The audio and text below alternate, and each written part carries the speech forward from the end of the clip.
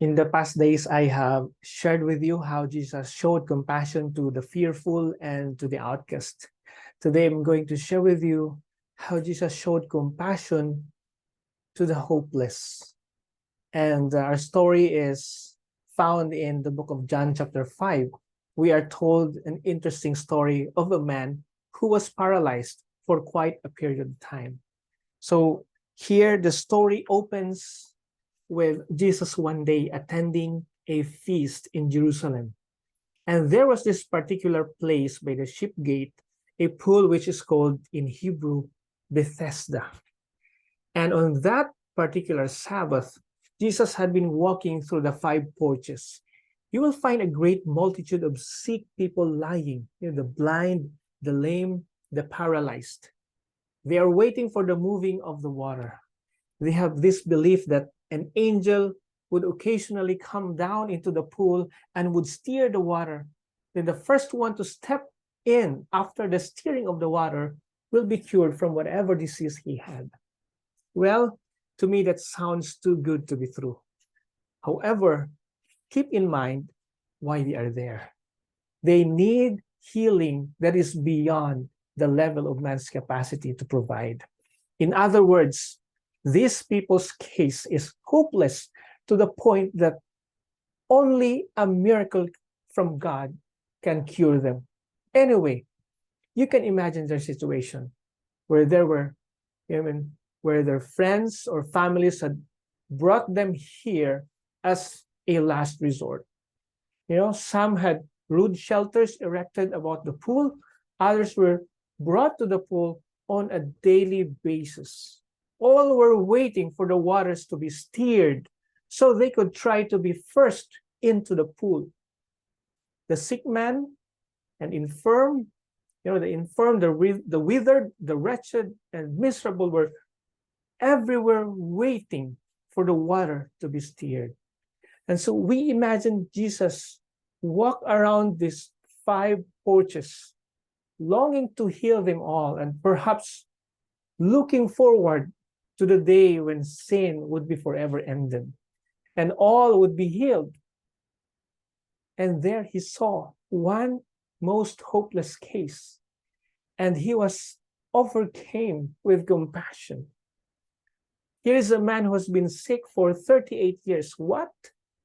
38 years? You can imagine his friends are gone, his family is gone, and his only home is here at this pool. So Jesus stops and asks what would seem, I think, for us a foolish question. Would you like to be whole? I beg your pardon. What do you think I'm doing here? Would you like to be made whole? Evidently, Jesus wanted the man to say it. Well, you know the response, right? Yes, that's what I'm after. But there is no one here.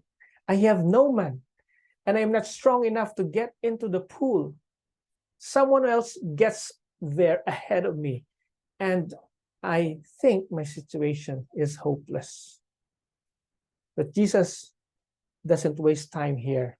So he looks at the man, and with the power that comes from the life giver, the creator, the one who made the universe, the power that caused the dust to jump to attention at creation, he commands, rise, take up your bed, and walk. Now, please notice the intriguing sequence here. The record says that the man was immediately made whole. Then he took up his bed, and then he walked.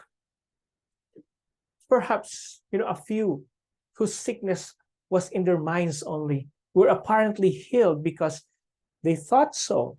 But this man remembered that he was weak. He didn't even have the strength or any energy to make it to the pool. His case was a hopeless one, but at the command of Jesus, he was healed completely. Rise, take up your bed, and walk. Friends, let's not miss the point in this story. What is your pool today? Have you been trying to earn your way to heaven? Trying to be good enough to make it? Is that your pool? Certainly, you'll never make it on your own. Friend, have you been trying to obtain the victory over some sin in your life? Have you not experienced peace? And are you prepared to give up? Is that your pool? We have all kinds of pools that we struggle to reach.